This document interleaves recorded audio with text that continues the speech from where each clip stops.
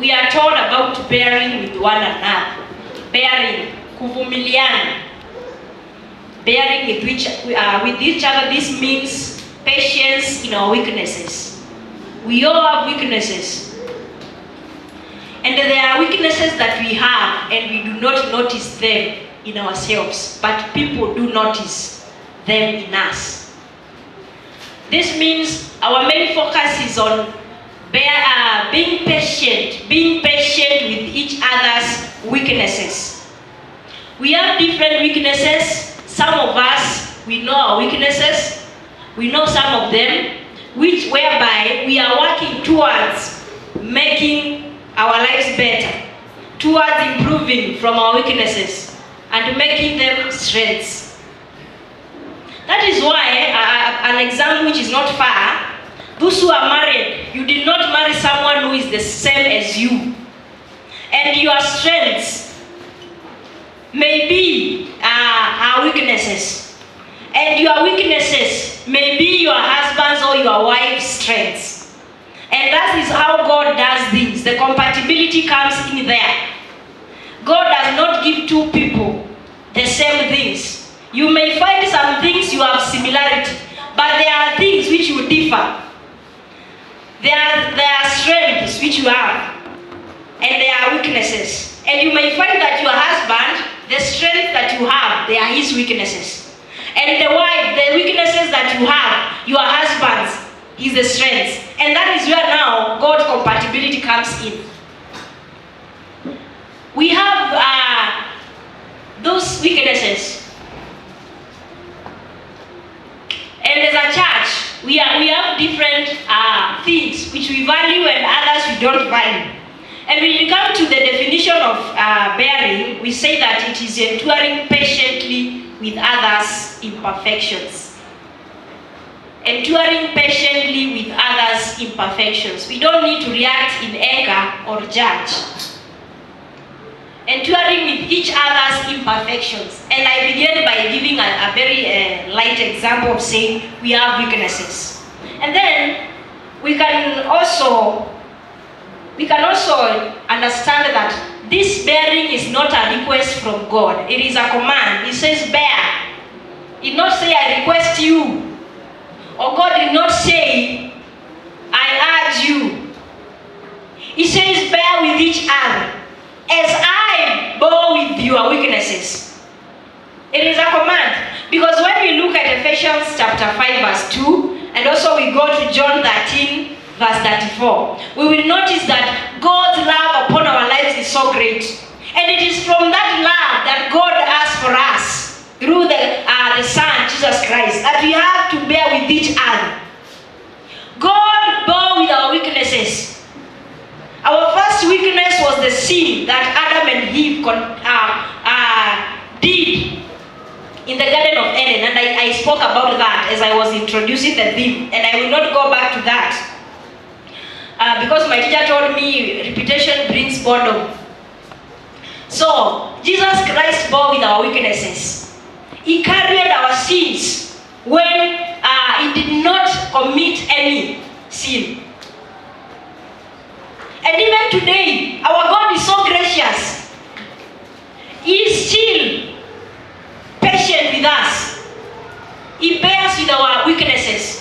He bears with our sins. He bears with our imperfections. And that is what God has for us. The greatest love that God has. And he says, because I bore with you, I have bared your weaknesses, your imperfections. You ought to bear with each other. That is a command. We go to Ephesians 5:2. Let us read briefly what it says. Ephesians 5:2, kindly. And walk in the way of love, just as Christ loved us and gave himself up for us as a fragrant offering and sacrifice to God. The word here is bear with each other in love. Bear with each other in love. When we go to John 13:34, John 13:34 says, a new command I give you. Love one another as I I have loved you, so you must love one another. That word is repeated. A new command I give you. So loving our friends, loving our enemies, loving those who offend us, loving our neighbors. It is not a request from God. It says a new command I give you. Love one another as I have loved you. So God demands us to do what He did for us. When we love others, it means we are loving God. When we don't love others, it is vice versa. We don't love God. So He says, what I did for you, you ought to do it to others. Because when you are doing it for others, you are doing it for me. That is what God is saying. You need to understand that this is a command. We need to understand. I am in there. We need to understand that loving each other, it is not a request. It is a command from God, and He has said it very clearly. A new command I give you. Love others as I have loved you. This is one of the most difficult things to do. Someone offended you, and when you read the scripture says you ought to love them. Someone stole from you, and maybe it was some huge amount of money, and then you say, how will I forgive them? And many things which people do against us, which make us bitter, which make anger rise into our hearts. And then the Lord says, even despite of all that, you ought to love them because I have loved you. Why? Even when you are in mistakes, God says, even when you are in mistakes, I am still loving you. It is equal. You know, God says, someone has offended you, someone has made you angry, someone has made you very bitter. You feel like you don't want to forgive. You feel like you don't even want to see them. You feel like you don't even want to sit near them. You don't want to be in their company. And God says, the way you are feeling, someone has offended you, is the way I forgive you even when you offend me. You know, when you offend others, you offend God. And our God is so patient with us. We ought to be patient with others because God is patient with us. I asked you the other day, mark you, God would be judging us and punishing us according to how we sin. We will not be alive. We will not be this healthy. We would be weak creatures because of the wrath of God upon our lives. But God is patient with us.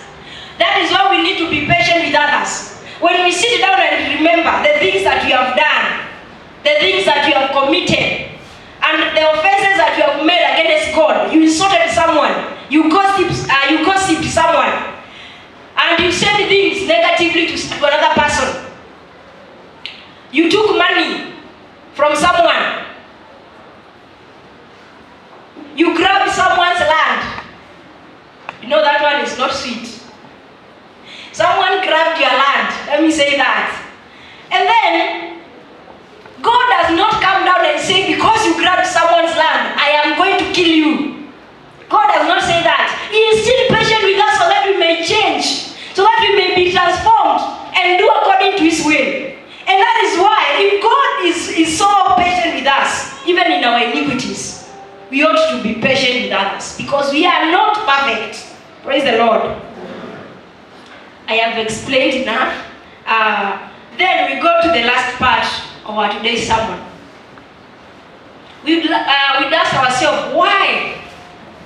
Or rather, what are we to bear with? Some of the things that we need to bear with. This topic is so broad. We cannot even finish today. But some of the things that we encounter with in our daily way of life, what or why are we to bear with others? And what are we to bear with? One, our different personalities. We have different personalities. The way we think,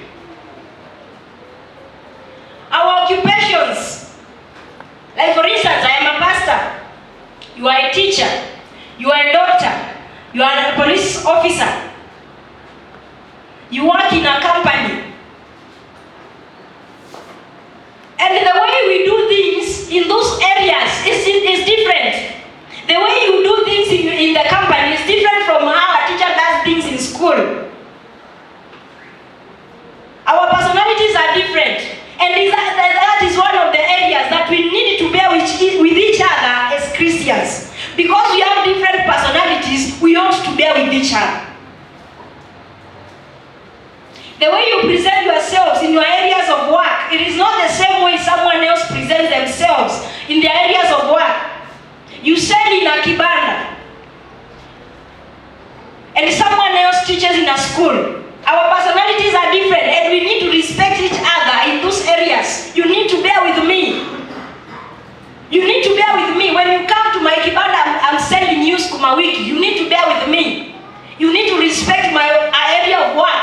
When I come to school and bring my child to you as a teacher for you to teach, you need also to respect me. Bear with me. The rules in a school are different. And the rules for me when I go to a market to sell my items is different. The language in the market and the language in school is different. The language in an hotel and the language in a church are different. Ndio maana kwa Kiswahili tulikuwa tunasema msamiati wa sokoni, msamiati wa hotelini, msamiati wa mabadini, msamiati wa kanisani. And those things are different. We need to bear with each other because we have different personalities. We have different occupations.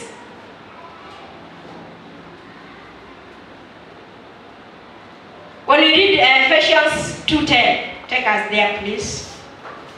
For we are God's handiwork, created in Christ Jesus to do good works, which God prepared in advance for us. We are created by God. And Genesis 1:27 says, in His own image and likeness, so that we may glorify Him. In our different areas, we need to glorify God.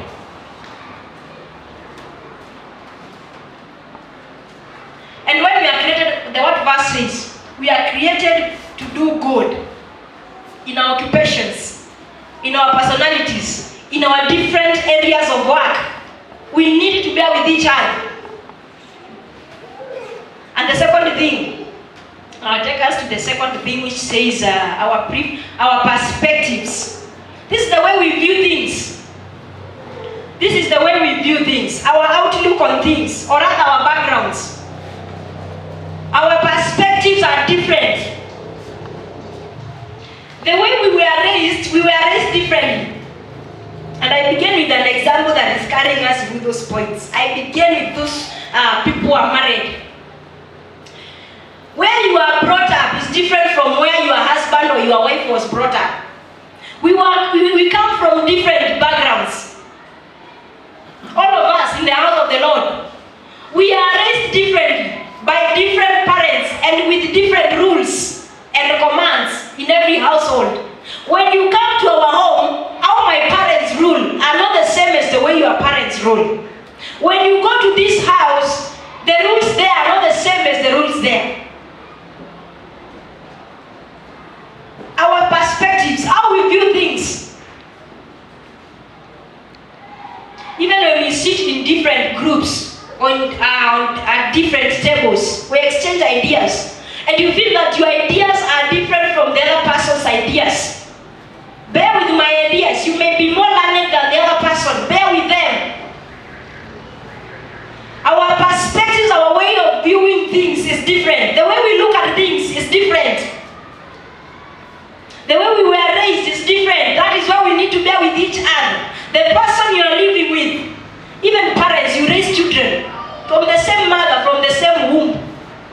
But when they grow up, they choose different things. They become even different. Their characters are different. Sometimes you find them even differing. You raise them, but they differ. Because their perspectives are different. And because they are from one parent, because they are brothers and sisters, they need to bear with each other, with the fact that with your different views and with my different views, we come from the same Father. And that is why we need to bear with each other. Because our Father is Christ Jesus. And we are one family, and we need to bear with each other. From where you come from and from where I come from, we are different. The way we view things is different. The way we reason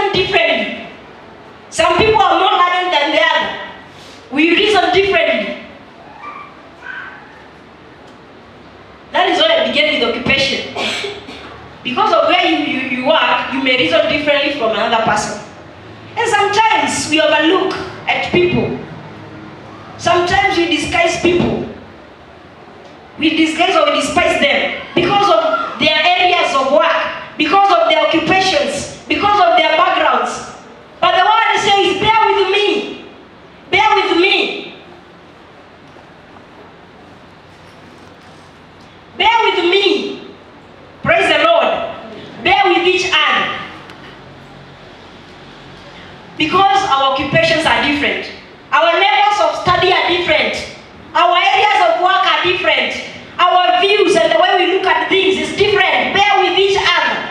You go to a group and they reason better than you. Bear with them. You think you are reasoning better than them. Sometimes you bring ideas on the table. And maybe your ideas are stepped on. They are thrown under the bus. Because they feel that you don't reason better. Bear with that person even with their poor reasoning. Because the word of God says, bear with each other in love. Because that is Christ Jesus. Praise the Lord. Yes, we need to bear with each other as Christians who belong to one Father, our Lord Jesus Christ. If our children differ, having brought them from the same mother, from the same womb, what about us who are brought differently, from different backgrounds, with different occupations, with different views, with different levels of education, and many other examples? We ought to bear with each other. Bear with each other in love. And that is where humility, when we are talking about bearing with each other, there is an aspect of humility there. Because if I have to bear with you, I must be humble. If you have to bear with another person's idea, then it means you have to suppress your own idea to listen to them. You must suppress your ego to listen to them. You must suppress your ego to accommodate another person. No matter how better you feel you are, we need to accommodate another person. Praise the Lord. The last thing. No, sorry. Let us read that verse for it. Finally, brothers and sisters, whatever is true, whatever is noble, whatever is right, whatever is pure, whatever is lovely, whatever is admirable, if anything is excellent or praiseworthy, think about such things. Praise the Lord. Kindly take us to the last thing. Our preferences. This means the choices we make, the things that we select, the things that we like are different. For instance, we have cars out there. You chose a Toyota Fielder. Someone else chose a car from a Nissan company. And those people are different.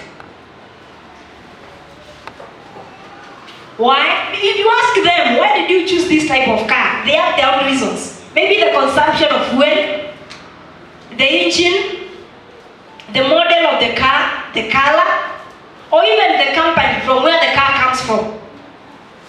Everybody has their own choice. If you ask someone, why did you choose a car from Toyota? We'll give you a reason. Another one, why did you choose a car from Nissan? We'll give you reasons. Why did you choose a car from Mitsubishi? They will tell you. They have different ideas. They have different likings. They have different choices. And if you have your own way of making choices, then someone else has their own way, and so we need to respect each other in that area. You need to bear with me. If you have your Mercedes, don't dust my car. Whether I'm riding a Toyota, what do you call it? The small cars. If I am driving a Note, and whoever unaendesha Prado, please respect me on the way. Yes, because you have to bear with me. That is my choice. That is all I can afford, and you can afford a different one. Praise the Lord. That is an example I'm giving. As Christians, we need to bear with each other because our choices are different. And we have a way of choosing that way. You took your child to a national school